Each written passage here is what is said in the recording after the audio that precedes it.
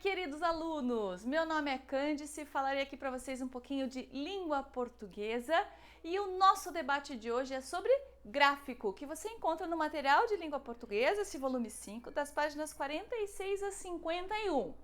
Então vamos lá, rapidinho aí nesse mundo de homeschooling, de home office, vamos falar um pouquinho da diferença de gráfico e infográfico nessa nossa live de hoje, né? Acho que intuitivamente todos vocês sabem que o gráfico é uma representação dos números, é um conjunto dos números, né? E para facilitar a informação, é um texto, portanto, expositivo. O infográfico, por sua vez, tem ilustrações explicativas sobre o tema, tem alguns desenhos, né? Desenho ou imagem, e com o auxílio de texto vai explicar as duas coisas ali, as informações. Então, lembrando que estamos falando aqui de um texto expositivo. Vamos dar uma olhada na diferença entre os dois. Já que estamos nesse momento tão difícil de isolamento social, de coronavírus, eu trouxe aqui um gráfico justamente para a gente falar desse tema, né? Na verdade, o nosso objetivo não é analisar o gráfico, é só falar um pouquinho da diferença de gráfico e infográfico.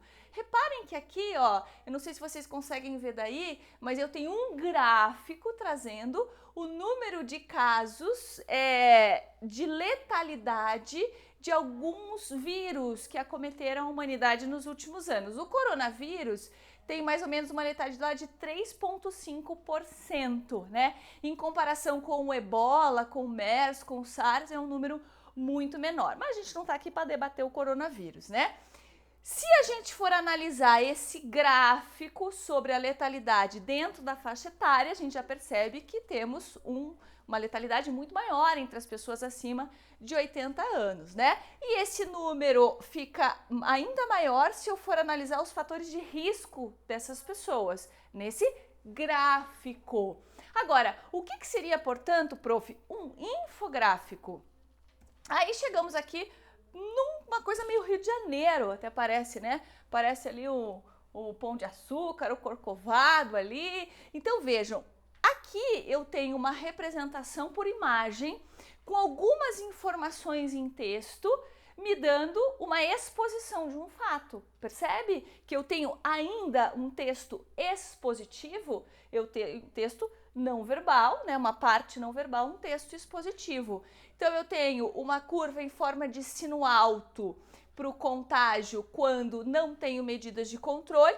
E o que a gente está falando agora, o que a gente está fazendo agora, inclusive esse isolamento social, com as medidas de controle, eu tenho uma capacidade do sistema de saúde que pode dar conta disso. Entende a diferença entre gráfico e infográfico? Por vezes, os vestibulares até misturam essa ideia de gráfico e infográfico. O material de vocês propõe algumas atividades, inclusive, né? Se vocês pegarem ali na página 50, vocês vão ver ali um vestibular da Federal do Paraná que eu tenho uma mistura das coisas. Eu tenho gráfico e infográfico. A Federal até chama isso daqui de infográfico. Então você pode até trabalhar no teu texto com a questão do infográfico, né? E aí você vai me perguntar assim, mas prof, eu preciso colocar todas as informações no meu texto? Eu preciso trazer tudo o que a banca coloca aqui como informação? Claro que não. E daí a gente vai voltar para aquele nosso gráficozinho enorme aqui que a gente tem, né? Qual é a estratégia para eu passar para um texto verbal, um texto não verbal? O que eu tenho que mais se diferencia. Então, vamos pegar aqui o exemplo desse gráfico, né? Se eu tenho ali o Ebola com um número significativo, me informando no gráfico, então eu vou usar o Ebola. Se eu tenho, por outro lado, uma gripe sazonal com número de letalidade muito menor, então eu vou usar esse dado. Nesse caso aqui da faixa etária, claro que eu usaria o 80 anos ou mais, eu não precisaria usar os outros, ou usaria o extremo oposto, que as crianças acabam não tendo letalidade nenhuma, ou os fatores de risco, eu escolheria o que mais tem fator de risco, doença cardiovascular, percebe? Nesse gráfico que vocês têm no material, que eu sugiro que vocês tentem produzir na página 50, são muitos dados. É claro que você não vai fazer de todos esses dados aqui. Você vai escolher alguns desses números para citar no seu material. Como que eu vou fazer? Primeiro, galera, não esqueçam de colocar a fonte do gráfico, né? quem foi que buscou essas informações e quem foi que publicou essas informações. E daí, quais são as informações que eu vou passar para o meu leitor? A gente chama isso de descrição. Na sequência, você pode pensar numa relação entre os números, né? Ah, aumentou 2 vezes, diminuiu 3 vezes, é a metade, é o triplo, isso a gente chama de interpretação. E para finalizar um texto, né, bacana, um texto que contemple aí tudo para o teu leitor entender do gráfico, você pode trazer a contextualização.